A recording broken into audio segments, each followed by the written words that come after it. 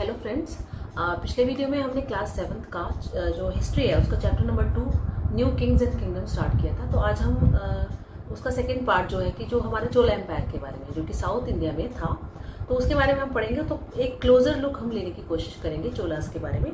देखिए यहाँ पर एक साउथ इंडिया का उस समय का एक मैप दिया गया है। आप मैप के थ्रू अगर समझने की कोशिश करेंगे तो आपको इजीली समझ में आएगा। ठीक है, देखिए यहाँ पर चालुक्यास भी थे और कल्याणी के चालुक्यास बोलते हैं इनको, बादामी के भी थे। और ये क्या है, इसमें चोलास का एक बहुत बड़ा एरिया था जो एक बहुत हाईलाइटेड आपको दिखाई दे रहा है। ठीक है, आप एक एक जो इस किंगडम की जो भी अलग अलग किंगडम्स के बारे में बातें होंगी तो हम उसको मैप में लोकेट करने की भी साथ साथ कोशिश करेंगे, जिससे कि हम इसको अपने माइंड में भी एक तरीके से इम्प्रिंट कर दें। ठीक है, अब है स्टार्ट करते हैं इसको फ्रॉम उरैयूर टू थंजावुर। ठीक है, तो ये जो नेम्स हैं तो try to find out these names, here they are. ठीक है, उरैयूर और थंजावुर। तो ये क्या है, how did the Cholas rise to power, तो वो अपनी पावर में आए कैसे। Minor chiefly family known as Muttaraiyar held power in the Kaveri delta.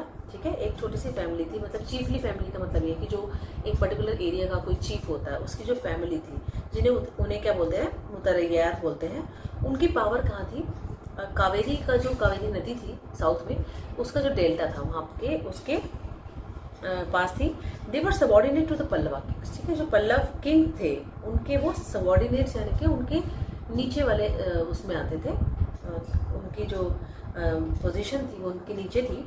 ठीक है, इन कांचीपुरम में विजयालय जो एक बहुत फेमस वो रहा है कि किंग रहा है, आप उसके बारे में आगे भी पढ़ेंगे। जब आप हिस्ट्री को थोड़ा डिटेल में पढ़ेंगे तो आप उसके बारे में जानेंगे। विजयालय जो कि एंशियंट चीफली फैमिली जो चोलास की थी, और वो कौन से चोलास, जो कि उरैयूर से बिलोंग करते थे।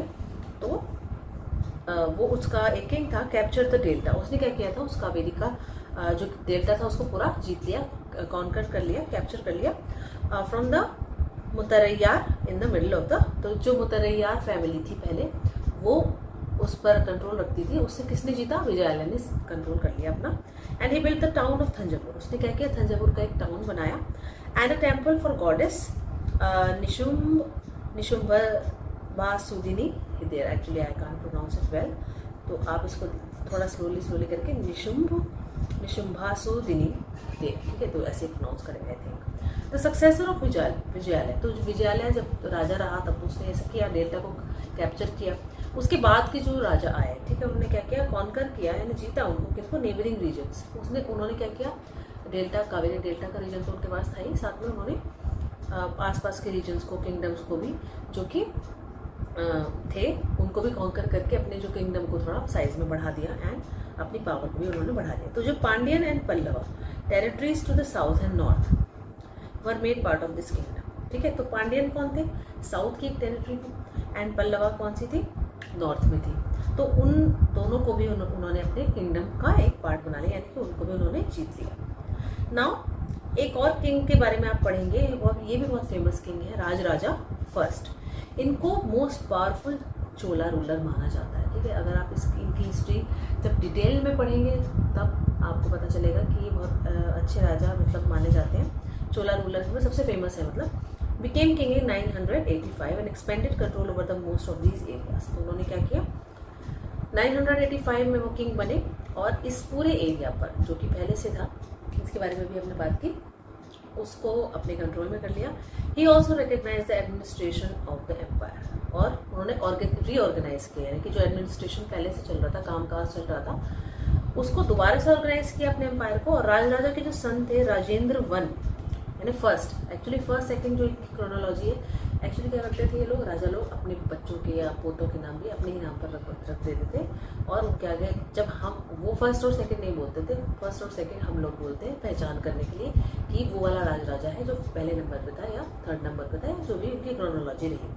ठीक है, तो जो राजेंद्र फर्स्ट था उसने क्या किया, उसकी ही पॉलिसी को दोबारा मतलब आगे बढ़ाया and even raided the Ganga valley, और वो नॉर्थ में गंगा वैली को भी उसने जीतने की कोशिश की। Sri Lanka and countries of south east Asia. ठीक है, तो साउथ में पास में कौन सी कंट्री पड़ती है, श्रीलंका पड़ता है। तो साउथ ईस्ट एशिया की और बाकी कंट्रीज और Sri Lanka, developing a navy for these expeditions. उसने ये भी किया कि वहाँ पर जाने के लिए उसने अपनी नेवी को भी डेवलप किया कि वो वहाँ जा सके और उनको भी कॉन्कर कर सके। ठीक है, अब आता है हमारा एक topic that is splendid temples and bronze culture. अब आपको पता है कि साउथ की जो एक कल्चर का पार्ट रहा है कि टेम्पल बनवाना, वहाँ के राजा लोग क्या करते थे, अपनी पावर दिखाने के लिए टेम्पल्स बनवाते थे बहुत ज़्यादा, उसमें सोना यूज़ करते थे और दिखाते थे कि टेम्पल उनकी जो पावर है उसका एक सिंबल माना जाता था। तो हमने पहले भी पढ़ चुके हैं। और ब्रॉन्ज स्कल्पचर, ठीक है, इसके बारे में देखिए, बताते हैं क्या है। The big temples of Thanjavur and Gangaikonda Cholapuram, जो कि किसने बनवाए थे ये टेम्पल्स, ये आपको याद रखने हैं क्योंकि ये फैक्ट्स के रूप में पूछे जाते हैं छोटी क्लासेस में भी और बड़ी क्लासेस में भी। ये राजा और राजेंद्र दोनों ने बनवाए थे, मतलब respectively, and are architectural and sculptural marvels. और ये बहुत अच्छा आर्किटेक्चर का एक सिंबल माना जाता है और स्कल्पचर यहाँ के बहुत अच्छे हैं। Chola temples often became the nuclei of settlements which grew around. तो चोला टेम्पल्स, जहाँ पर टेम्पल्स होते थे उसको देखने के लिए भी लोग आएंगे, ठीक है, और उनकी पावर, राजाओं की पावर का भी एक सिंबल था। तो क्या था, लोग आसपास के रहने के लिए अपने घर भी उसके आसपास ही बनाते थे, सेटलमेंट्स वहीं पर ग्रो हुई। And these were centres of craft production. और ये क्या थी, यहाँ पर क्राफ्ट का भी बहुत प्रोडक्शन किया जाता था, लोग अपने अपनी क्राफ्ट्स प्रोड्यूस करते थे। And temples were also endowed with land by rulers as well as by others. और टेम्पल्स को दान में क्या दी जाती थी, लैंड दी जाती थी, ठीक है। लैंड सबसे इम्पोर्टेंट एक तरीके का ट्रिब्यूट मानी जाती थी या एक गिफ्ट माना जाता था बाय किंग्स, ठीक है, टू ब्राह्मण्स और अदर्स, ठीक है। तो the produce of this land, तो जो ये लैंड उन्होंने दान में दी, तो इस पर जो खेती होगी, जो इसका प्रोड्यूस बनेगा, ठीक है। देखिए टेम्पल देखिए कितना ज़्यादा स्प्लेंडेड, शानदार आपको नज़र आ रहा है। ये टेम्पल कौन सा है, गंगईकोंडा चोलापुरम है। Notice the way which the roof toppers, देखिए रूफ के टॉप कैसा बना हुआ है ये। तो जब भी आप बड़ी क्लास में आर्किटेक्चर के बारे में आपसे पूछा जाएगा तो आपको ये छोटी छोटी चीज़ें नोटिस करके ही आपको पहचान करनी होगी कि ये कौन से किंगडम से बिलोंग करती हैं ये चीज़ें, या कौन सा ये टेम्पल या कोई और भी आर्किटेक्चरल स्टैचू हो सकता है। Also look at the elaborate stone sculptures use to decorate the outer walls, ठीक है। ये देखिए कितने अच्छे स्टोन्स यूज़ किए गए हैं और इनको कितनी तरह से अच्छे तरह से इनकाव किया गया है। तो इसमें क्या है, जो लैंड हमने बात की, जो राजा उनको दान में देते थे, उसके जो प्रोड्यूस है, क्या है उसके बारे में, went into maintaining all the specialist who worked at the temple. वो क्या था, जो भी टेम्पल में लोग काम करते थे और जो उनके आसपास रहते थे वो उनको मिलती थी। And priest, garland makers, cooks, sweepers, musician, dancers, उसका सारा प्रोड्यूस जो था वो खेती का जितना भी उगता था, फसल उगती थी, वो सब उनको मिल जाता था। In other words temples were not only places of worship. तो अगर हम दूसरे शब्दों में जाने, जैसे कि आज हम टेम्पल्स को देखते हैं सिर्फ पूजा करने का वो स्थान माना जाता है, लेकिन चोला एम्पायर में ऐसा नहीं था। वहाँ पर वो सिर्फ पूजा करने का स्थान नहीं था, they were the hub of economic and social and cultural life as well. तो एक तरीके से वहाँ के देखिए आसपास इकोनॉमिक लाइफ भी ग्रो हो रही है, लोग प्रोड्यूस कर रहे हैं और क्राफ्ट्स भी अपना बना रहे हैं, और सोशल यानी जब सोशल और कल्चरल भी लाइफ वहाँ पर ही बढ़ेगी क्योंकि वहीं पर सब लोग अपने कल्चर को भी फॉलो करेंगे। Amongst the crafts associated with temples, तो जो टेम्पल से एसोसिएटेड क्राफ्ट्स है उसमें से जो ब्रॉन्ज इमेजेस हैं जो वॉज द मोस्ट डिस्टिंक्टिव। तो ब्रॉन्ज की बनी हुई जो इमेजेस है वो सबसे डिफरेंट है, अलग है। Chola bronze images are considered amongst the finest in the world. तो चोला एम्पायर की जितनी भी ब्रॉन्ज की हमको इमेजेस मिली हुई है वो वर्ल्ड में सबसे अच्छी क्वालिटी की मानी जाती है। While most images were of deities, तो देवताओं की ज़्यादातर रही हैं वो मूर्तियाँ। And sometimes images were made of devotees as well, और कई बार जो उनकी पूजा करते थे, भक्त होते थे, उनकी भी वो इमेजेस हमको मिली है। देखिए ये भी ब्रॉन्ज स्कल्पचर है, बहुत फेमस स्कल्पचर है Chola bronze sculpture. Notice how carefully it is decorated, देखिए कितना अच्छी डेकोरेशन है, कपड़ों के ऊपर भी ऑर्नामेंट्स भी अच्छे से बनाए गए हैं। And to find out how these images were made, और ये जानने के लिए अब हमें चैप्टर 6 में थोड़ा अच्छे से डिटेल में पता चलेगा कि ये कैसे बनाई गई थी। अब हम आते हैं एग्रीकल्चर और इरिगेशन यहाँ पर कैसे होता था। Many of the achievements of the Cholas were made possible through new developments in agriculture. तो चोलास के अचीवमेंट्स क्या थे, एग्रीकल्चर में भी उन्होंने अच्छा डेवलपमेंट किया। लुक एट मैप 2 अगेन, तो आपने पीछे जो मैप देखा था उसको दोबारा देखिए, ठीक है, जाते हैं हम उसकी तरफ। इस मैप को आपको दोबारा देखना है, इसमें क्या बताया गया। Notice that the river Kaveri branches of into several small channels, ठीक है। तो कावेरी रिवर को लोकेट करने की कोशिश कीजिए, कहाँ पर है कावेरी रिवर, बहुत सारी ब्रांचेस में बढ़ जाती है, ये कहना चाह रहे हैं। ठीक है, कावेरी एक्चुअली मैं होने की कोशिश कर रही हूँ, है का साउथ में ही है। ठीक है, यहीं पर एक सेकेंड हम ढूंढ लेते हैं।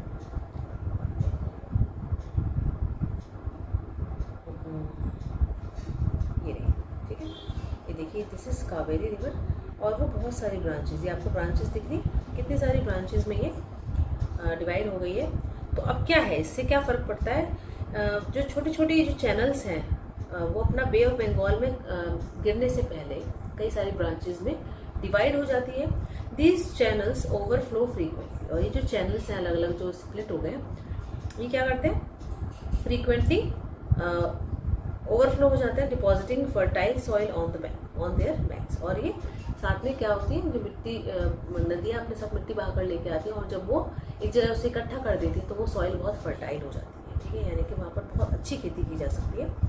तो ये water from the channels also provides the necessary moisture for agriculture. और जो पानी आया है वो तो ऑब्वियसली पानी मॉइस्चर की कमी को दूर करता है, particularly the cultivation of rice. और यहाँ पर अच्छी राइस की खेती की जा सकती है क्योंकि पानी बहुत ज़्यादा मात्रा में अवेलेबल होता है। Although agriculture had developed earlier in other parts of the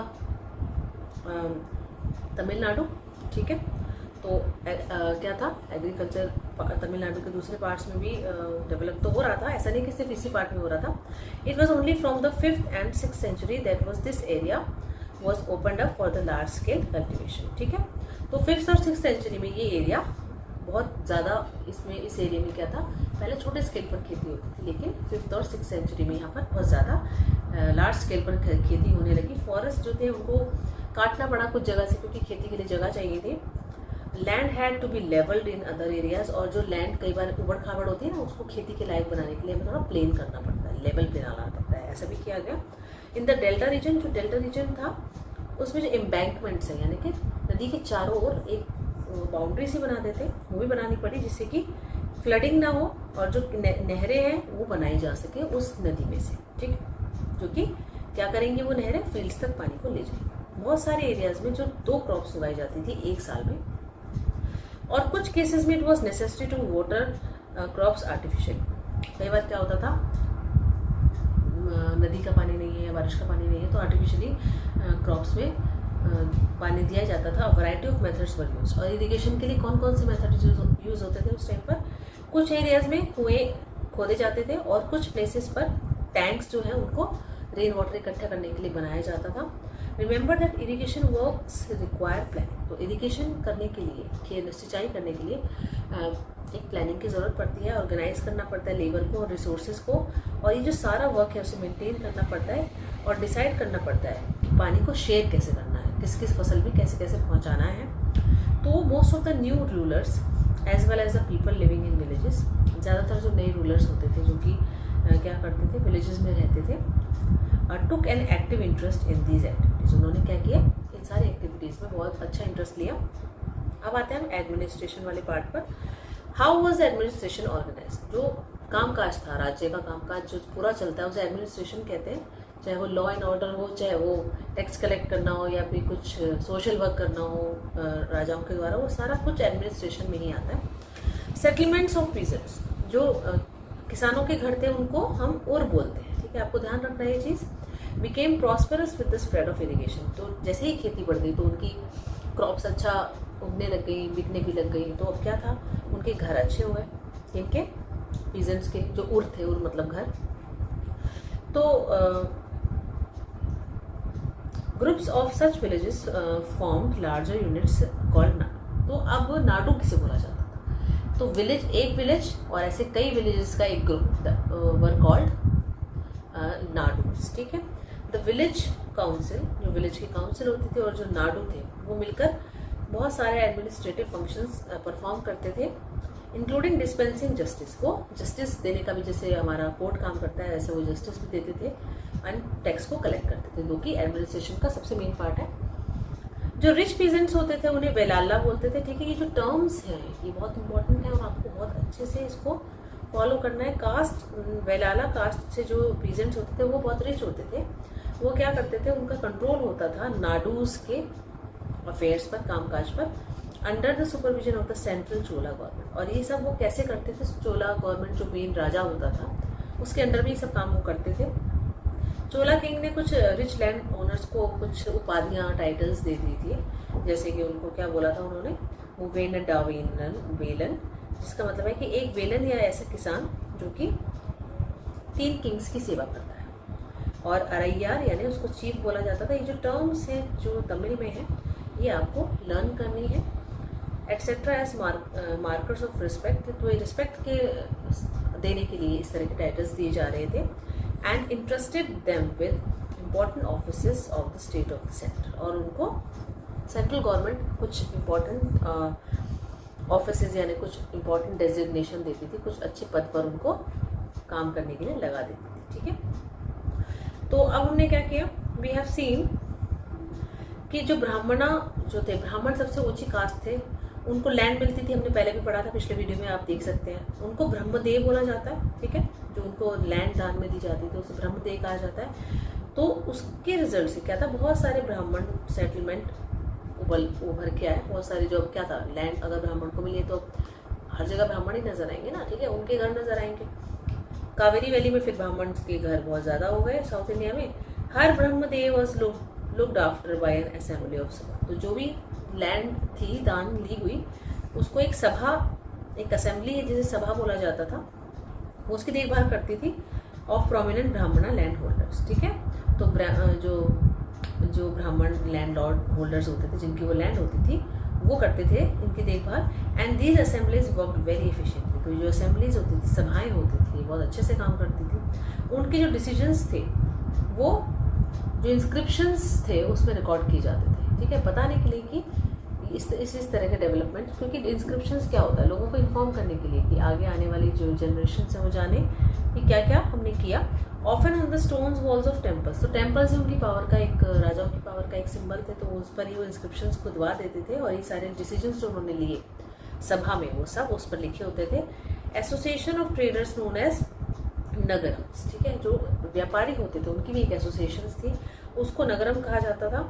ये ओकेजनली एडमिनिस्ट्रेटिव फंक्शंस भी कभी कभी टाउन्स में कर लिया करते। इंस्क्रिप्शंस जो हमें उत्तरा मेरूर जो कि चिंगलपुट डिस्ट्रिक्ट तमिलनाडु में है, उससे भी क्या डिटेल मिलती है कि सभा कैसे ऑर्गेनाइज होती थी। जो सभा थी वो सेपरेट कमेटीज उनकी होती थी, जो कि इरिगेशन वर्क करने की अलग कमेटी, गार्डन्स की देखभाल करने के लिए, टेम्पल्स की देखभाल करने के लिए अलग अलग कमेटीज होती थी। और names of those eligible to be members of this committees were written on small tickets of the palm leaves. ठीक है, तो अब क्या किया जाता था, पाम का जो लीफ है, पाम का जो पेड़ होता है, उसकी जो लीफ पर जो एलिजिबल कैंडिडेट्स हैं उनका नाम लिखा जाता था। तो ये जो टिकट्स थी उनको एक घड़े में रख डाल दिया जाता था। और क्या किया था, एक छोटे बच्चे से किसी से कहा जाता था कि टिकट निकाले, एक करके हर कमेटी के लिए जो नाम आता था उसको उसका चीफ सिलेक्ट कर लिया जाता था। ठीक है, तो इसी के साथ हमारा चैप्टर वैसे ख़त्म हो गया है। जो थोड़ी थोड़ी इन्फॉर्मेशन आप अपनी जानकारी के लिए पढ़ सकते हैं, but it's not important for your exams. अब लेकिन जो टर्म्स हैं वो आपको अच्छे से याद करने हैं। ठीक है, तो अगर आपको ये वीडियो अच्छा लगा है तो आप प्लीज़ इसे शेयर कीजिए, लाइक करिए और अपने दोस्तों को कहिए कि सब्सक्राइब करें, इवन आप भी सब्सक्राइब करें। और कोई भी आपको कैसी भी कोई चीज़ लगती है, कोई भी आपको क्वेश्चन है, कोई भी बात है, किसी पर्टिकुलर चैप्टर पर आपको वीडियो चाहिए तो आप प्लीज़ कमेंट बॉक्स में मुझे लिख कर दें। ठीक है, thank you so much for now.